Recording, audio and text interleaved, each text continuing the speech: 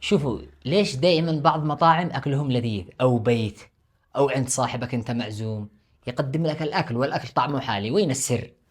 السر بالبهارات. طيب احيانا قد يحب دجاج، يعني معروف طباخة الدجاج. ليش بعض مطاعم الدجاج حقهم الشواية عسل، والمطعم الثاني الشواية حقهم اي كلام؟ ايش الفرق؟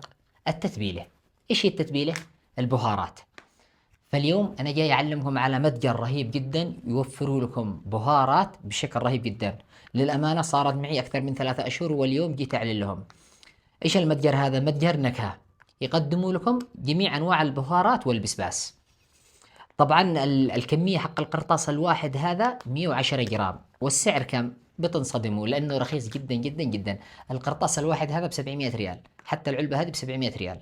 طبعا عندهم اول حاجه السلطه، هذه بهارات حق السلطه. لما تسوى سلطه ولا شيء تستخدم من هذه البهارات، يطلع لك طعم السلطه حقك عسل. تعرفوا احيانا لما تاكل سلطه من الشارع هذه اللي يبيعوها طعمها حالي عسل، ولكن السلطه حق البيت ما ترضاش تاكلها. ايش السر؟ البهارات. حق الشارع طعمه عسل وتدفع فلوس، لانهم يستخدموا بهارات ذكيه جدا. هذه البهارات. ايضا هذه زربيان، هذه بهارات حق الزربيان، الرز العدني. وهذه بهارات حق الكبسة حقنا.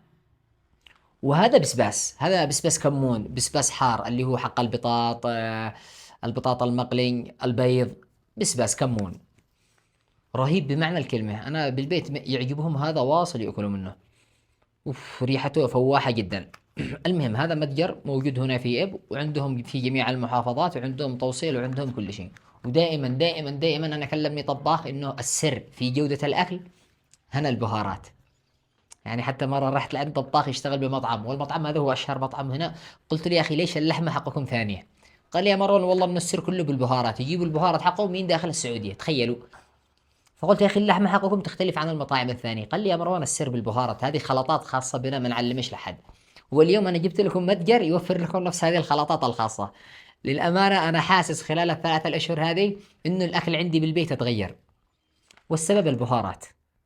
فتقدروا تشتروا هذه البهارات، انا بحط لكم حساباتهم وارقامهم وانتم جربوا. والسعر رخيص ب 700 ريال، ب 5 ريال سعودي. ومع هذه الاربع الانواع اللي جابوا لي: بهارات سلطه، بهارات زربيان، بهارات كبسه، وبسباس. هذه الاربع الانواع اللي معي، وعندهم انواع كثيره. تقدروا تشتروا منهم وتجربوا. انا بحط لكم ارقامهم وانتم اشتروا منهم وجربوا.